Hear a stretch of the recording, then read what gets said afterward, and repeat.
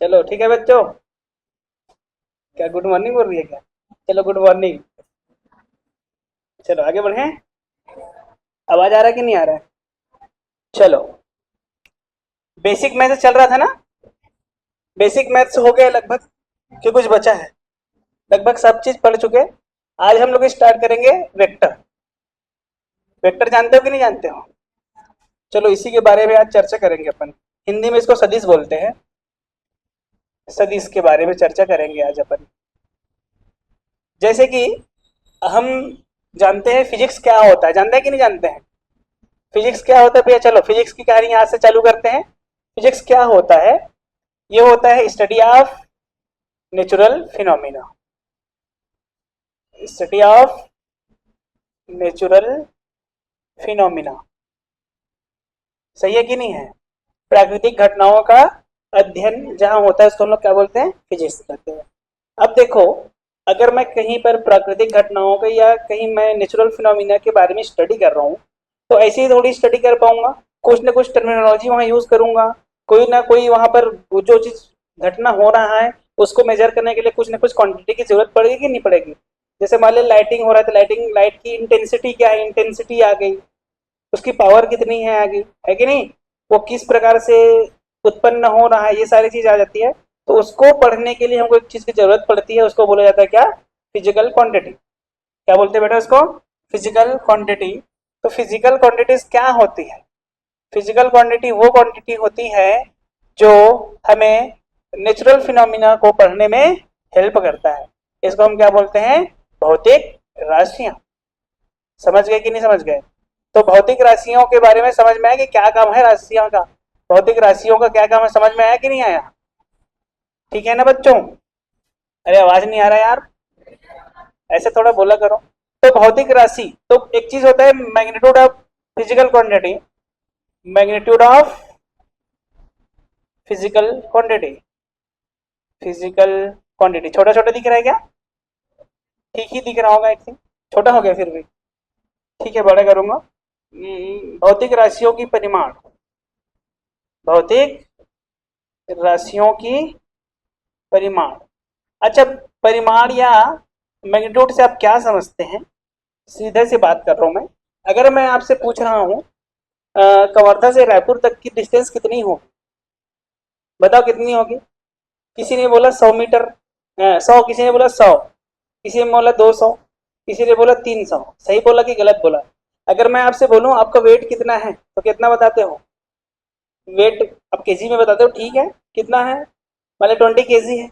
कुछ बच्चे क्या होते हैं, सो केजी में ना बता के फिर सिर्फ ऐसे बोल देते हैं। बताओ, मैंने 53, क्या 53 केजी है कि 53 टन है कि 53 ग्राम है? भाई स्पेसिफिक एक वर्ड मुझे बोलना पड़ेगा। मैंने जैसे मान लीजिए मैं 53 बोला, उसके साथ साथ मुझे क्या बोलना पड़ेगा? केजी बोलना पड़ेगा। यस और नो? सही बात है कि नहीं? तो जरा सोचे कि हम क्या बोल रहे हैं। कोई भी फिजिकल क्वांटिटी के बारे में बोलते हैं तो उसके साथ मुझे दो चीज बोलना पड़ता है। एक को बोला जाता है नंबर में होता है, और दूसरा बोल रहा है एक अंग्रेजी वर्ड होता है, उसको बोला जाता है यूनिट। क्या बोलते हैं? यूनिट। तो ऐसी क्वांटिटी ऐसा जिसमें दो चीज हो, एक को बोला जाता है न्यूमेरिकल वैल्यू, और साथ ही साथ क्या हो बेटा उसके साथ? यूनिट। अगर दोनों हो तो उसको हम क्या बोलेंगे? Magnitude of physical quantity. संख्यात्मक मान के साथ साथ क्या हो? संख्यात्मक मान के साथ साथ क्या हो बेटा? इकाई हो। अगर दोनों हो तो साथ में जो आएगा उसको हम क्या बोलेंगे? Magnitude of physical quantity. समझ में आया कि नहीं आया? अगर मैं बात करूं फिजिकल क्वांटिटी की, तो फिजिकल क्वांटिटी के टाइप के बारे में बात कर रहा हूं मैं। इसके प्रकार के बारे में बात करूंगा। तो इसके प्रकार के बारे में अगर हम बात करते हैं तो ये दो प्रकार के होते हैं। कितने प्रकार के होते हैं? दो प्रकार के होते हैं। पहला का नाम होता है on the basis of direction. On the basis of direction, दिशा के आधार पर। किसके आधार पर? दिशा के आधार पर। और दूसरे का नाम क्या है? निर्भरता के आधार पर। On the basis of dependency. On the basis of dependency. समझ गए भाई? डिपेंडेंसी, समझ गए? निर्भरता के आधार पर। निर्भरता के आधार पर। इतने प्रकार के हमारे भौतिक राशि होती है, इतने टाइप्स के हमारे फिजिकल क्वांटिटी होती है। कौन कौन से? दिशा के आधार पर, एक निर्भरता के आधार पर। On the basis of the direction on the basis of the dependency. On the basis of the direction भी तीन प्रकार के होते हैं। पहला का नाम आप सब जानते हैं, स्केलर। अभी तक जो हम पढ़ते थे वो कैसा होता था बेटा, अदिश होता था, स्केलर होता था। कभी डायरेक्शन की बात किया क्या? 2 × 3 सीधा सीधा लिख देते 6। अभी तक यही तो लिखते आए हैं कि कुछ और करते हैं? कुछ नहीं, यही तो करते आए हैं। ये हो गई स्केलर क्वांटिटी। दूसरा हमारे पास जो होती है उसको हम बोलते हैं वेक्टर। समझ गए? सदिश। आज जो हम चैप्टर पढ़ने वाले इसी के बारे में हम पढ़ेंगे। और तीसरा जो होती है इसमें होता है उसको बोलते हैं टेंसर क्वांटिटी। क्या बोलते हैं? Tensor quantity. अब बारे सबके बारे में धीरे धीरे अपन पढ़ेंगे। फिर on the basis of the dependency, निर्भरता के आधार पर अगर हम बात करें तो सबसे पहले जो होता है उसका नाम होता है फंडामेंटल। 7 फंडामेंटल फिजिकल क्वांटिटी होती है, जानते हैं कि नहीं जानते हैं? आगे इसमें चर्चा करेंगे। इसको बोला जाता है मूलभूत मूलभूत राशि। कौन सी राशि? मूलभूत भौतिक राशि। फिर दूसरा होता है डिराइव्ड। कैसा होता है बेटा? डिराइव्ड, व्युत्पन्न कहा जाता है। समझ रहे हो बात की नहीं? और तीसरा होता है सप्लीमेंट्री। सप्लीमेंट्री, जैसे आप एग्जाम पे सप्लीमेंट्री आ जाते हो, जानते हो कि नहीं? उसको भी हिंदी में पूरक कहा जाता है, इसको भी हिंदी में पूरक ही कहते हैं। समझ गए? तो ये सब चीज के बारे में हमको स्टडी करना है। तो हम इस चैप्टर में एक्चुअल में किसके बारे में स्टडी करने वाले हैं? On the basis of the direction, है कि नहीं? On the basis of the direction के बारे में हमको बात करनी है। तो सबसे पहले हमारा इसमें जो आता है उसका नाम क्या है बेटा? स्केलर। स्केलर मतलब कैसी है? अदिश राशि। तो अदिश राशि क्या होती है? अब हम सब पहले से जानते हैं। ऐसी राशि होती है जिसमें ओनली और ओनली क्या होती है? मैग्नीट्यूड होती है। जिसमें सिर्फ और सिर्फ क्या होती है बेटा? परिमाण होती है। वो सिर्फ क्या हो? परिमाण हो। ऐसी क्वांटिटी जिसमें सिर्फ और सिर्फ क्या हो? परिमाण हो, उसको हम क्या बोलेंगे बेटा? अदिश राशि, स्केलर क्वांटिटी। समझ गए? अगर मैं इसकी एग्जांपल की बात करूं तो एग्जांपल बोलो, इसका एग्जांपल है इसका डिस्टेंस, है कि नहीं? बहुत सारे हैं, मैं कुछ कुछ दे रहा हूं। समझ गए ना? डिस्टेंस हो गया, टाइम हो गया, दूरी हो गया, समय हो गया, मास हो गया। अरे बहुत सारे हैं। मास मीन्स द्रव्यमान हो गया। समझ गए नहीं?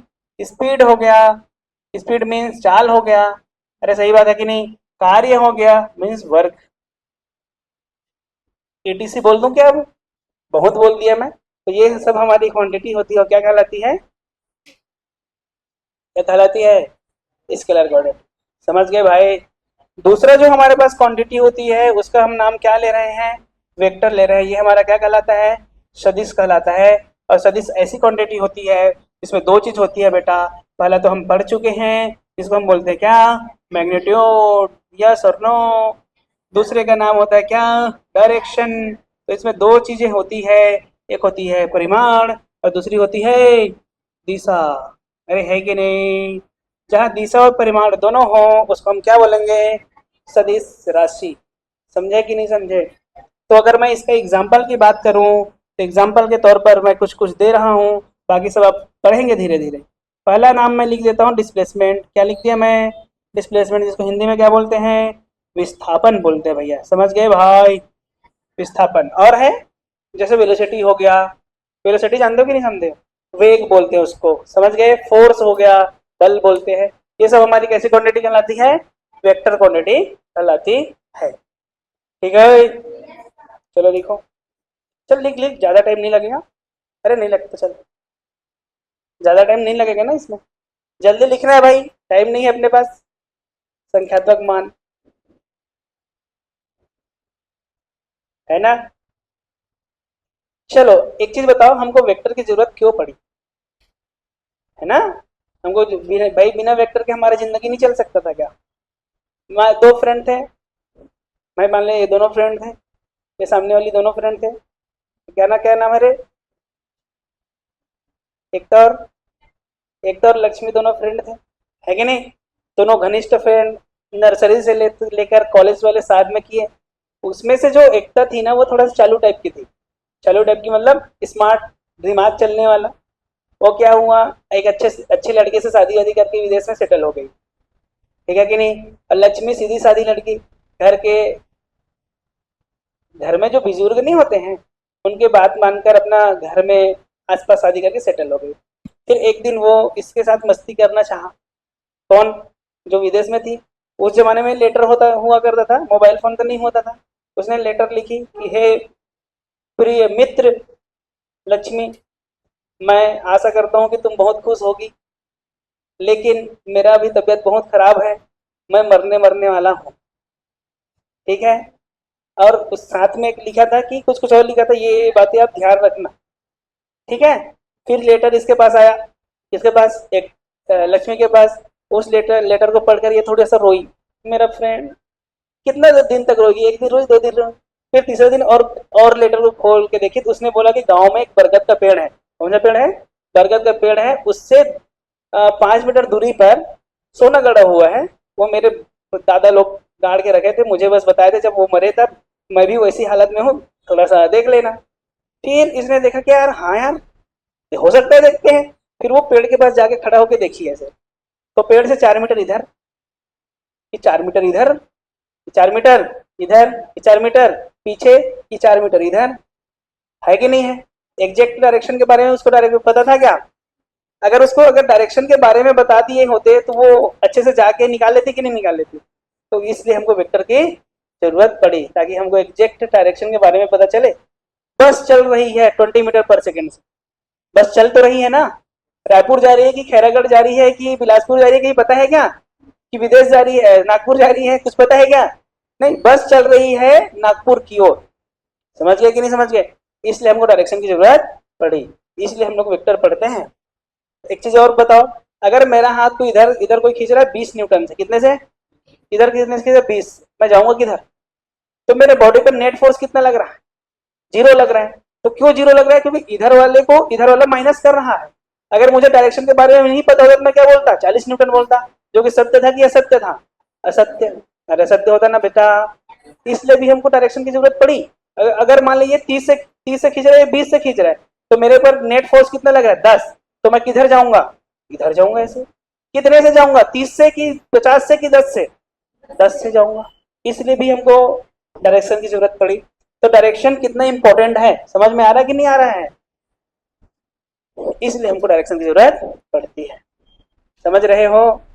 अब की बार जब भी इसके लिए लेटर लिखेगी, थोड़ा ढंग से लिखना, क्योंकि अब डायरेक्शन की भी जरूरत पड़ती है। डायरेक्शन के साथ साथ गहराई भी लिख के भेजना कि 5 मीटर गहराई पर मैं गाड़ के रखी थी, मेरे पूर्वज लोग गाड़ के रखे थे सोना चांदी। समझ रही है कि नहीं समझ रही? मतलब स्पेसिफिक अब लिखना, क्योंकि अब से तुम क्या पढ़ रही हो? फिजिक्स पढ़ रही हो और वेक्टर के बारे में ही पढ़ रही हो।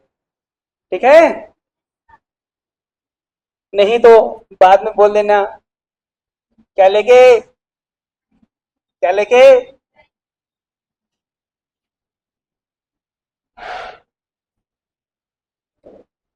हो गया सब? चलो आगे बढ़े बेटा। और एग्जांपल लिखो, लिखना है तो लिख लो, वेलोसिटी लिख लो, हिंदी वाले वेग लिखें, एक्सीलरेशन त्वरण, फोर्स बल, ईटीसी। और ज्यादा नहीं बोलूंगा मैं, बाकी आप समय के साथ जान जाएंगे। अरे ठीक है भाई, चलो आगे बढ़ते हैं। एक है और होता है जिसका नाम बताने वाला हूं अभी, टेंसर क्वांटिटी। जानते टेंसर क्वांटिटी? टेंसर क्वांटिटी ऐसी क्वांटिटी होती है जिसमें डायरेक्शन भी होते हैं और मैग्नीट्यूड भी होते हैं, बट एक चीज नहीं होता, वो वेक्टर्स के एडिशन लॉ को फॉलो नहीं करता। वेक्टर को जोड़ने के कुछ रूल्स होते हैं कि वेक्टर को आप ऐसे ही जोड़ सकते हैं, ऐसे ही घटा सकते हैं, लेकिन वो उसके रूल को फॉलो नहीं करता, इसलिए उसका नाम क्या रखा गया है? टेंसर क्वांटिटी रखा गया है, प्रदिश राशि रखा गया है। तो प्रदिश राशि के बारे में थोड़ा बहुत जानकारी मिला कि नहीं मिला आपको? प्रदिश ऐसी राशि होती है बेटा जिसमें दो चीज होता है, इसमें साथ मैग्नीट्यूड तो होते ही हैं, क्या होते हैं? मैग्नीट्यूड भी होते हैं, और साथ ही साथ डायरेक्शन भी होते हैं। मतलब इसमें परिमाण भी होता है और दिशा भी होता है। अरे तो ये वेक्टर जैसे हो गया? नहीं। क्यों नहीं है? क्योंकि ये वेक्टर्स के लॉ ऑफ एडिशन को फॉलो नहीं करता। Do not obey, do not obey vectors law of addition, मतलब सदिश के योगफल के नियम का पालन नहीं करता। सदिश के योगफल का पालन, योगफल का पालन नहीं करता। पालक नहीं, पालन बोला। सही कर रहे हैं कि नहीं भाई? कुछ लोग हैं जो शहर में रहते हैं, कुछ लोग हैं गांव में रहते हैं, कुछ लोग है गांव में रहते हैं लेकिन गांव के नियम को पालन नहीं करता है कि नहीं, तो उसको क्या कहा जाएगा? न तो गांव वाला न तो शहर वाला। जो गांव में हो, गांव की है कि नहीं, प्योर प्योर प्योर ग्रामीण है। एग्जाम्पल इसका मैं दे देता हूँ। इसका एग्जाम्पल है वो जानते हो आई? आई मतलब होता है moment of inertia. Moment of inertia सुने होंगे आप 11वीं क्लास में। जड़त्व घूर्ण और साथ ही साथ करंट, इलेक्ट्रिक करंट सुने होंगे 12वीं में। इसको भी हम ऐसे ही दर्शाते हैं, इलेक्ट्रिक करंट। सुने हो कि नहीं सुने हो? विद्युत धारा सुने हो बेटा? विद्युत धारा, ये सब हमारी कैसी क्वांटिटी कहलाती है? ये विद्युत धारा। एक चीज और है, स्ट्रेस। स्ट्रेस जानते हो? स्ट्रेस प्रतिबल बोलते हैं शायद इसको, है कि नहीं बेटा? ये भी हमारी कैसी क्वांटिटी होती है? टेंसर क्वांटिटी होती है। बात क्लियर है कि नहीं है? तो एक्चुअल में इस चैप्टर में हम किसके बारे में स्टडी करने वाले हैं? इस चैप्टर में हम वेक्टर के बारे में स्टडी करने वाले हैं। तो सबसे पहले वेक्टर का जान तो गए हैं, वेक्टर में क्या क्या चीज होता है? दो चीज होता है बेटा।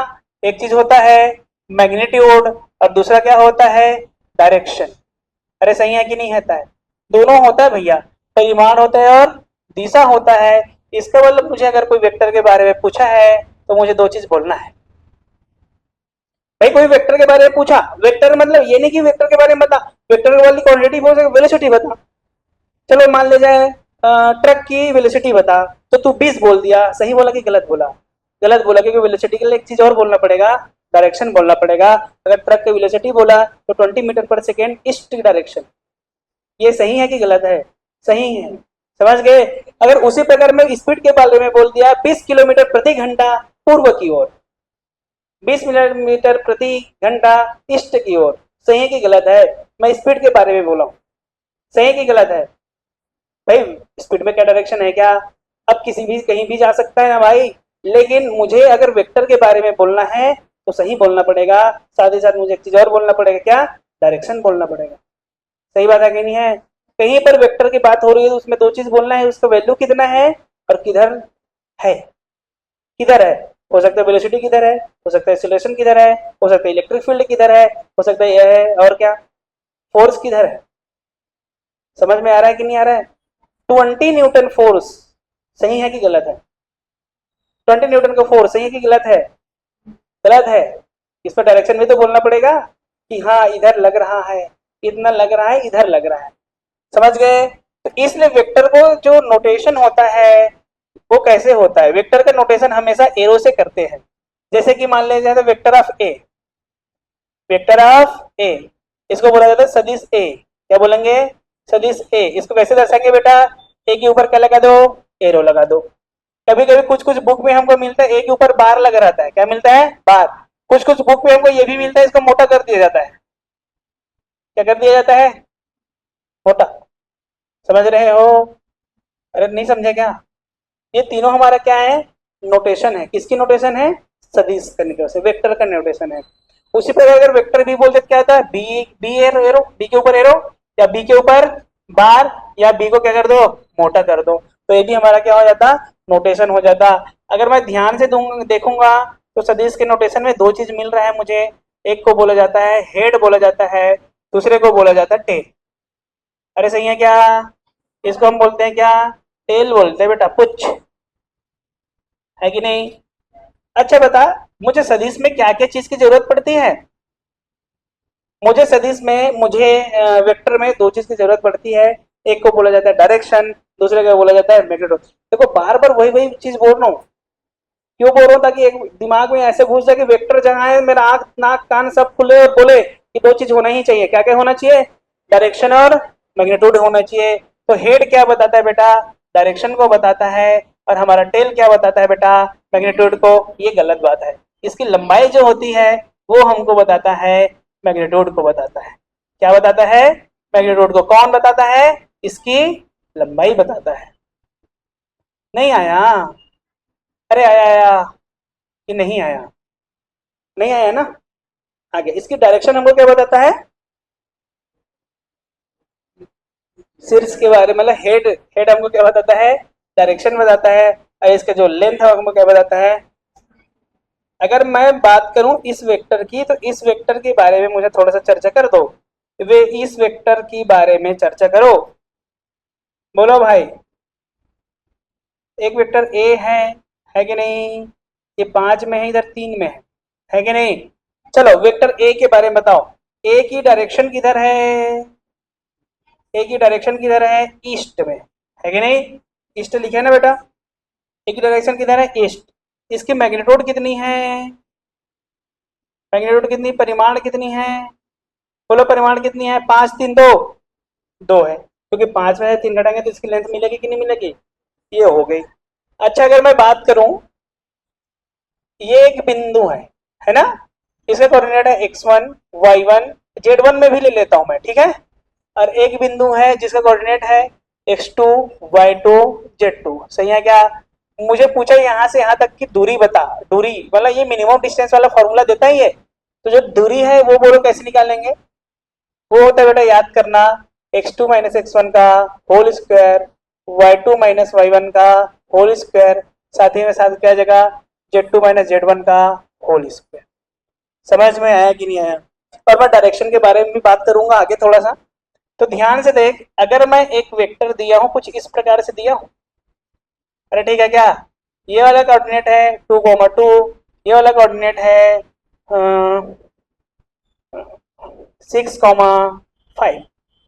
समझे कि नहीं समझे? तो आपको पूछा गया है कि ये वेक्टर किधर है, इस वेक्टर के बारे में बताना है। तो ये ए वेक्टर के बारे में अगर मैं बता रहा हूं, तो ए की परिमाण के बारे में पहले बताता हूं, है कि नहीं?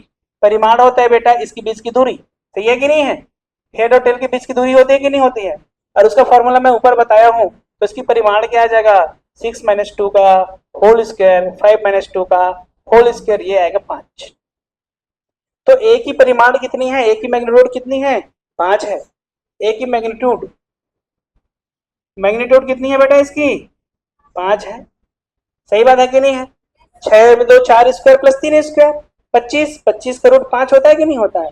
तो ये 5 हो गया। अब इसके डायरेक्शन के बारे में चर्चा करेंगे। तो अभी जो डायरेक्शन बता रहा हूँ ध्यान से सुनना, डायरेक्शन बता रहा हूँ, दिशा बता रहा हूँ। तो देखो, ये है ईस्ट, ये है नॉर्थ, ये है मान लो अल्फा, है कि नहीं?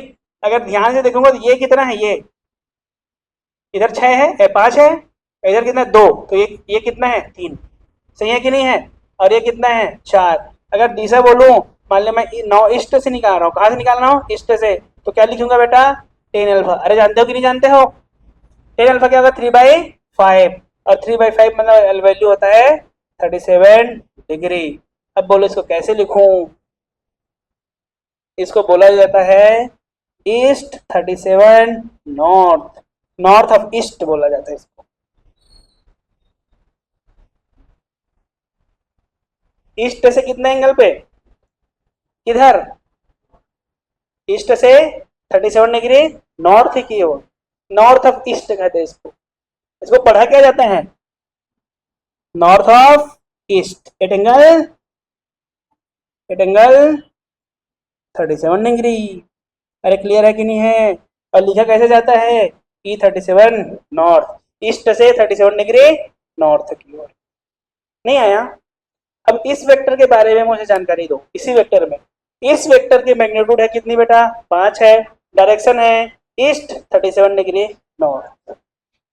समझ गए कि नहीं समझे? नहीं आया? पक्का आ गया क्या? ऐसे वेक्टर के बारे में होता है जानकारी। अरे कुछ कोई डाउट है क्या किसी को? कोई डाउट नहीं, मिटा दो। ये 10 अल्फा निकालने आया कि नहीं आया तुझे? टेन थीटा का फॉर्मूला क्या होता है? Perpendicular upon base. अगर ये अल्फा दिए परपेंडिकुलर, ये बेस। परपेंडिकुलर कितना? 3 है, और बेस कितना है? 4, तो 3/5। तो अल्फा इक्वल टू कितना में है? 37 डिग्री में होता है। अगर ये याद नहीं है तो याद कर लेना, यहाँ पर टेबल बना देता हूँ। याद नहीं है क्या? याद 37 का वैल्यू याद नहीं है तो ले ले।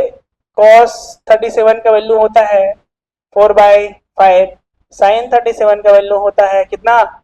3/5, और टेन 37 का वैल्यू होता है 3/4। समझ गए?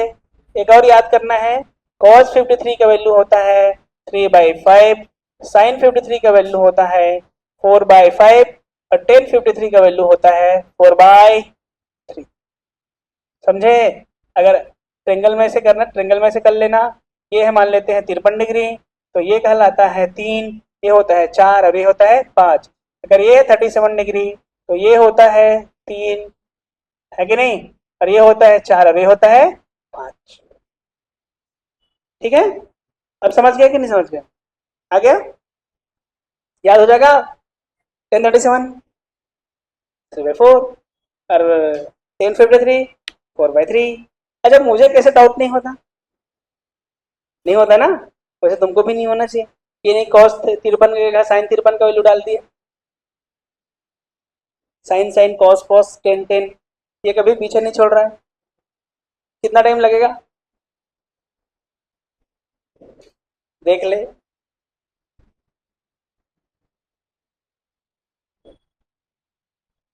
यार इसमें ढंग से मिट नहीं रहा है यार।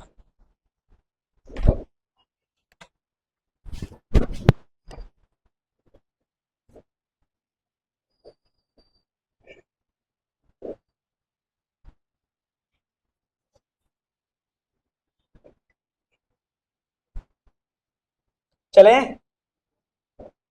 एंगल बिटवीन टू वेक्टर लिखो, हेडिंग डाल लो, एंगल बिटवीन टू वेक्टर। ये दो सदिशों के बीच का कोण, एंगल बिटवीन टू वेक्टर, दो सदिशों के बीच का कोण, हेडिंग है।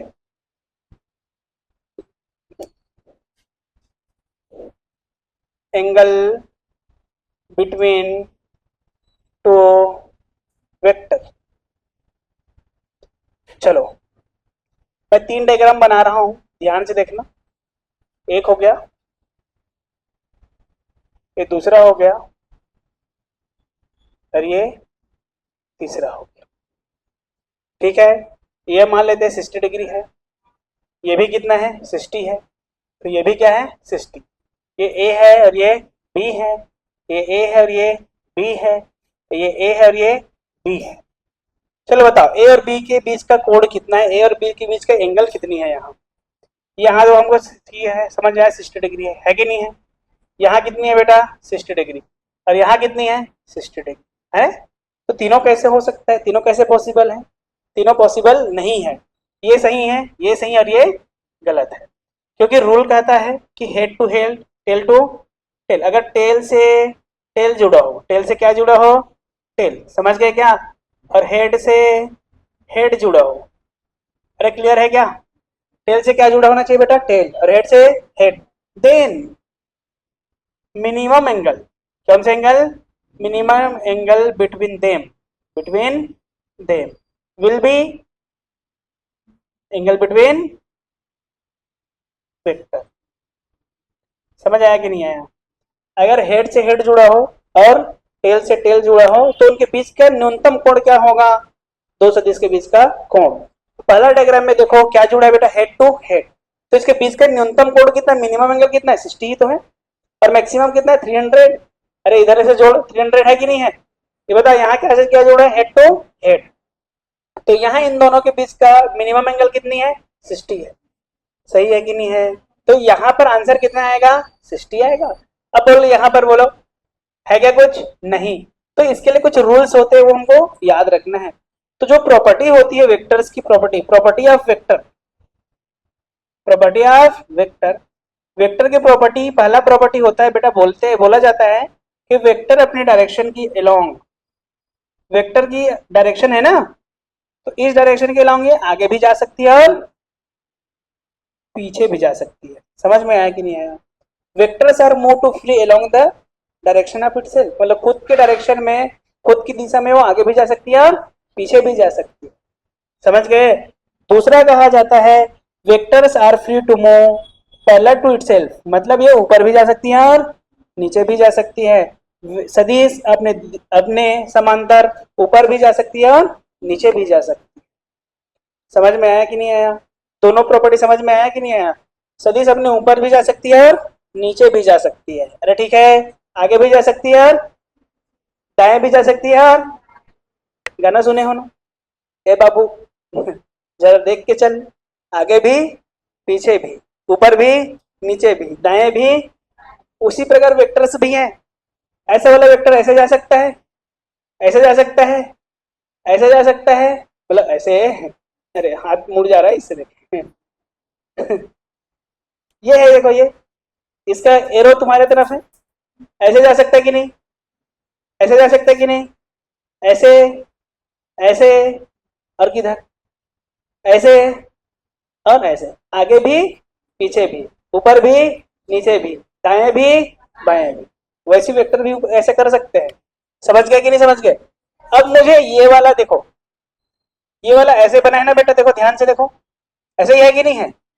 अब देखो वेक्टर को मैं आगे भी बढ़ा सकता हूँ और पीछे भी कर सकता हूँ। तो क्या चाहे बताओ, क्या करें, आगे बढ़ा के पीछे? बी को आगे बढ़ा दो। तो देखो बेटा, अगर मैं बी को आगे बढ़ाऊंगा तो कुछ इस प्रकार से दिखेगा मुझे। अरे सही है कि नहीं है? देखो, ये हो गया कि नहीं हो गया? अब बताओ, अब क्या से क्या जुड़ा है, टेल से टेल जुड़ा है कि नहीं जुड़ा है? बोलो, यहां से यहां तक का पूरा एंगल कितना होता? 180। अब ये कितना है? 120। तो ए और बी के बीच का कोण कितना है? 120 डिग्री। यस और नो? मतलब अगर हेड टू टेल जुड़ा हो, हेड टू टेल जुड़ा हो, तो सीधा सीधा कर देंगे 180 माइनस थीटा, है कि नहीं? 180 माइनस 60 अगर कितना आ जाएगा? 60 आएगा, 120 आएगा कि नहीं आएगा? अब देखो, एक दो क्वेश्चन दे रहा हूँ, कर देना। बोल भाई, इसका आंसर जल्दी बता दे। ए और बी के बीच का कोण बोल जल्दी। 30 डिग्री। सही है कि नहीं है? अरे यस और नो? अब बोल दे, जल्दी बोल दे। 135 डिग्री। हेड टू टेल जुड़ा है ना? अरे नहीं आया, नहीं आया। बोल दे, आंसर बोल दे जल्दी। 80 डिग्री ये रहेगा। ऐसे निकाल लेना है भाई, समझे ना? जब टेल से टेल जुड़ा हो, जब हेड से हेड जुड़ा हो, तो इस प्रकार से होता है। नीचे यहाँ पर डायग्राम बना रहा हूँ, वो तिरछा ही बन जा रहा है बार बार, देखना पड़ेगा उसको थोड़ा सा। चलो, एक चीज बताओ, ये एक वेक्टर है और ये दूसरा वेक्टर, इनके बीच एंगल बोल दे। 0 डिग्री है ना? एक वेक्टर ऐसे है और एक वेक्टर ऐसे है, इनके बीच एंगल बोल दे 180 पक्का। एक वेक्टर ऐसे है और एक वेक्टर ऐसे है, इनके बीच एंगल बोल दे 90 डिग्री। सही बात है कि नहीं? और कुछ भी, और क्या कुछ भी, और तो बाकी तो जनरल बोल ही दिया हूं मैं। अब टाइप ऑफ वेक्टर पे जाते हैं। टाइप ऑफ वेक्टर्स, सदिशों के प्रकार। टाइम हो गया क्या? हो गया क्या टाइम? हो गया बोल रही है, तो लेट तो आया हूं मैं। पहला देखो, पैरेलल वेक्टर, पैरेलल वेक्टर, समांतर सदिश। चलो देखो बेटा, मान लेते ए है और बी है। अगर दोनों की दिशा समान हो ना, तो उसको क्या बोलेंगे? समांतर सदिश। दिशा क्या होना चाहिए? समान होनी चाहिए। दिशा मीन्स डायरेक्शन कैसा होना चाहिए? समान मीन्स सेम होनी चाहिए। और मैग्नीट्यूड के बारे में बोलो। मैग्नीट्यूड जरूरी नहीं है। जरूरी है क्या? नहीं है। मे और मे नॉट बी सेम। मे और मे नॉट बी सेम। इसका मतलब समझे बेटा क्या होता है? मे और मे नॉट बी सेम मतलब, मे और मे नॉट बी सेम मतलब हो भी सकता है और नहीं भी हो सकता। समझ गए? बताना पड़ेगा हिंदी में। हो भी सकता है और नहीं भी हो सकता है। अच्छा, इनके बीच का एंगल बोल। Angle between A and B, जल्दी बोल दे। 0 डिग्री। समझ गए? अगर दो सदिश के बीच का एंगल 0 हो तो उसको हम क्या बोलेंगे? समांतर सदिश। अरे एंगल 0 आया कि नहीं आया, तो उसको हम क्या बोलेंगे बेटा? समांतर सदिश। समझे कि नहीं समझते? नहीं समझे? नहीं समझे? प्रति समांतर बोल दे। प्रति समांतर। प्रति समांतर मतलब एंटी पैरेलल। यस और नो? देखो लड़के समांतर होते हैं, लड़कियां समांतर होती है, लड़के प्रति समांतर होते हैं, है कि नहीं? लड़कियां हमेशा उस डायरेक्शन में चलती है जिस डायरेक्शन में सब चलते हैं, मतलब खासकर बोला जाता है उसी डायरेक्शन में। बोला जाएगा गर्ल्स चारों इधर, तो सब उधर ही जाते हैं, है कि नहीं? गर्ल्स बॉयज को बोलो इधर जा, उधर नहीं कहीं और जाते हैं, कुछ इधर जा रहा है कुछ इधर जा रहा है, सही है कि नहीं है? उसी प्रकार ये होते प्रति समांतर। तो प्रति समांतर मतलब ये ऐसे होगी तो ये ऐसे होगी, सही बात है कि नहीं है? दिशा अलग है कि अपोजिट है? अलग है कि अपोजिट है? डायरेक्शन अलग है कि अपोजिट है? डिफरेंट है कि अपोजिट है? अपोजिट। देखो अलग और विपरीत में अंतर है बहुत बड़ा, जानते हो कि नहीं जानते हो? अच्छा इसका दिशा कैसा है, डायरेक्शन कैसा है? डायरेक्शन कैसा है? अपोजिट है। अपोजिट मतलब समझते हो कि नहीं समझते हो? विपरीत है कि नहीं? और परिमाण मैग्नीट्यूड, मैग्नीट्यूड के बारे में क्या ही कहें, सेम भी हो सकती है और नहीं भी, मे और, समझ गए कि नहीं? मे नॉट बी, अरे ठीक है ना, समझ गए कि नहीं समझ गए? अच्छा बोल थीटा कितना है यहाँ? कितना? 180 डिग्री। ठीक है, क्या इधर को मिटा दूं? लिख, अरे इतना तो लिखा करो यार, लिख चुके हो तो मिटा दो ना। रुका ही हूँ, कहीं जा नहीं रहा हूँ, बस मिटाओ मत बोल। ऐसे चल रहा है मेरा, ऐसे ऐसे तिरछे चल रहा है ना, ऐसे ये देखो ये तिरछा हो गया है। बाकी सब सही है क्या? यही हो जाता है, अब थोड़ा सा ऐसे चलता है, उसको ऐसे चलाऊंगा तब ठीक आएगा।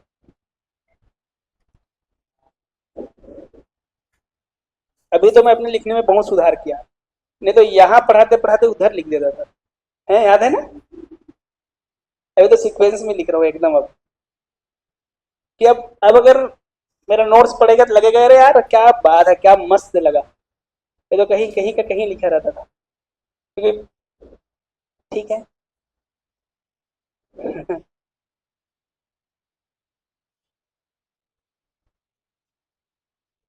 सब नहा के आए हो ना? नहीं नहाई है, झूठ बोल रही है।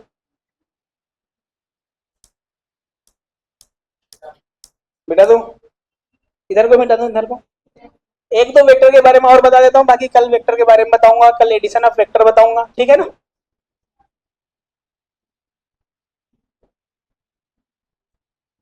वीडियो में लाइक कमेंट किया करो ना यार, है?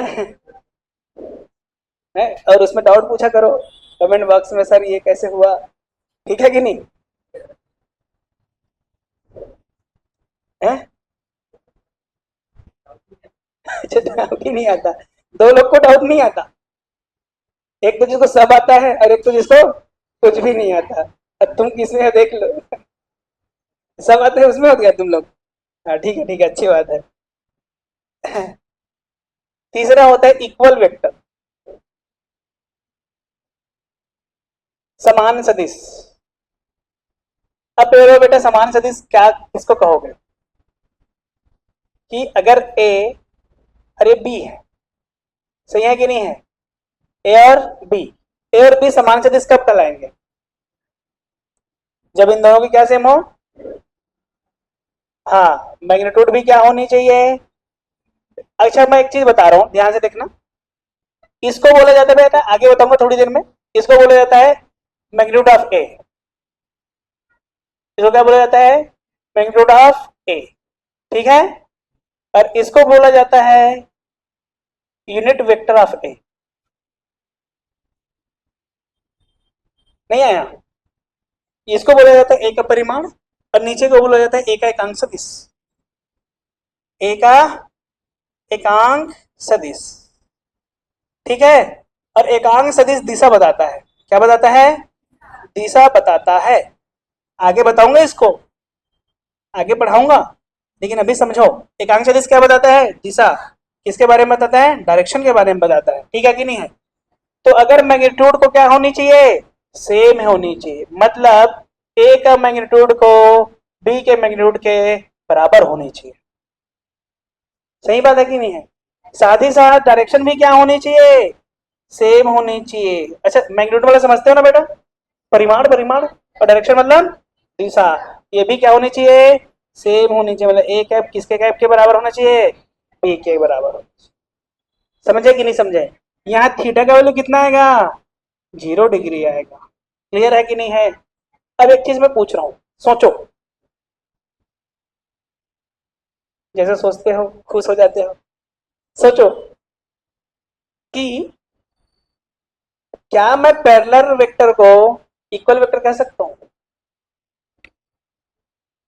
क्या मैं समांतर सदिश को समान सदिश कह सकता हूं? यस और नो? नहीं कह सकते, क्योंकि वहां परिमाण समान हो भी सकता है और नहीं भी हो सकता है। लेकिन क्या मैं इक्वल सदिश को, क्या मैं इक्वल वेक्टर को, क्या मैं समान सदिश को पैरेलल वेक्टर कह सकता हूँ? यस। उसके लिए तो मुझे एक ही चीज चाहिए, डायरेक्शन सेम चाहिए, और तो है ही। मतलब कहने का मतलब है समान सदिश समांतर सदिश होते हैं, लेकिन समांतर सदिश हो भी सकते हैं, और कब होंगे, जब मैग्नीट्यूड, इसलिए बोलेंगे कि होते ही नहीं है। नहीं आया? पक्का आया कि नहीं आया? इसको मिटा दो, अरे अरे अरे अरे, इधर को इधर को, ये वाला, यहाँ तक नहीं हुआ है, इधर वाला, अच्छा इधर नहीं होती है, कहाँ से होगा, अरे यार मैं भी,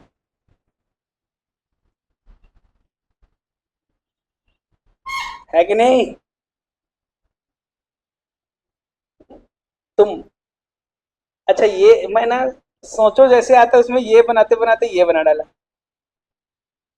इसका मतलब सेट ना।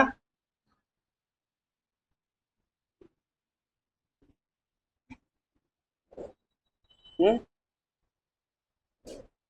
अब हाथ को ऐसे सोचो, मैं ऐसे आता है ना ऐसे, तो उसको कैसे बनाऊं मैं?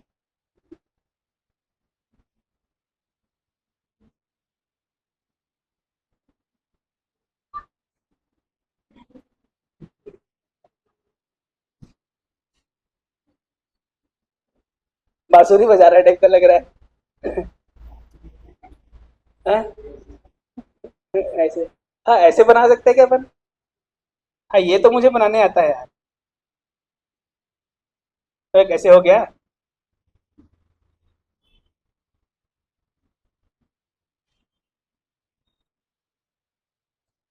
1 2 3 4, हाँ सही तो है।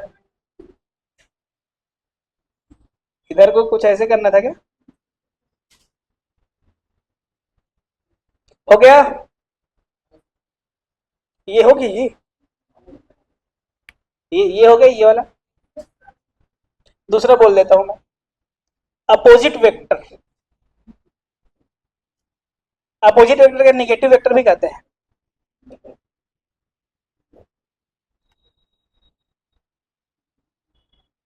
अपोजिट वेक्टर, हिंदी में विपरीत सदिश, ठीक है। निगेटिव वेक्टर भी कहते हैं, निगेटिव, तो निगेटिव मतलब ऋणात्मक, यही होता है क्या? हाँ। चलो देखिए, देखो बेटा, ये ए है और ये क्या है, बी है। अब बोलो, विपरीत सदिश, अपोजिट वेक्टर का मतलब क्या समझते हो? इसकी जो मैग्नीट्यूड होती है बेटा, मैग्नीट्यूड क्या होती है, सेम होती है। मतलब ए का मैग्नीट्यूड किसके बराबर है, बी के बराबर है। समझ गए? मैग्नीट्यूड तो सेम है, लेकिन डायरेक्शन कैसी होती है, अपोजिट होती है। यस और नो? और अपोजिट डायरेक्शन मतलब माइनस लगा देते हैं। समझ गए? तो ए का कैप बराबर माइनस बी का कैप। एक चीज मैं और लिखने वाला हूं, ध्यान से देख, इसमें एक चीज और लिख रहा हूं। अगर ए है ना, बी के बराबर है, इसका डायरेक्शन में बराबर है, तो इसको कंक्लूड करके हम लिख सकते हैं ए वेक्टर किसके बराबर है, बी वेक्टर। समझ गए कि नहीं समझ गए? लेकिन देख यहाँ पर दोनों को कंक्लूड करके हम यहाँ पर लिखेंगे ए वेक्टर माइनस बी वेक्टर, क्योंकि देख माइनस का मतलब होता है डायरेक्शन उल्टा। माइनस का मतलब क्या आता है, डायरेक्शन उल्टा। समझ गए? डायरेक्शन उल्टा। अरे यस और नो? यहां पर अगर मैं थीटा की बात करूंगा तो यहाँ थीटा कितना आ जाएगा? 180 डिग्री। अगर मैं अब देखो ध्यान से, अभी तो ए बी कर रहा हूं। अगर ध्यान से लिखूं ए है, ए मतलब माइनस ए, कैसे होगा? देखो ध्यान से, मैं लिख रहा हूँ यहाँ पे, इसको मिटा दो ये वाला। चलो यहाँ लिख रहा हूँ, ध्यान से देखो, यहाँ मैं बना दे रहा हूँ। अगर मैं ए बना रहा हूँ बेटा, ऐसे बनेगा ए, है ना? तो ए और कैसे बनेगा? ए तो ऐसे ही बनेगा। लेकिन माइनस ए कैसे बनेगा? ऐसे बन जाएगा। नहीं आया? अगर बी ऐसे बना तो बी भी तो ऐसे ही बनेगा। लेकिन अगर माइनस बी की बात करूं तो किधर बन जाएगा? समझे कि नहीं समझे? इसमें डायरेक्शन बस बदलता है कि विपरीत होता है? अपोजिट होता है। अपोजिट। लेकिन मैग्नीट्यूड क्या होता है? सेम होता है। देखना है मैग्नीट्यूड सेम है कि नहीं है? डायरेक्शन क्या हुआ? अपोजिट हुआ। अरे यस और नो? तो ये हमारा क्या कहलाता है? अपोजिट वेक्टर, ऋणात्मक सदिश, नेगेटिव वेक्टर। ठीक है बच्चों, चलो आज की सभा यहीं समाप्त करें।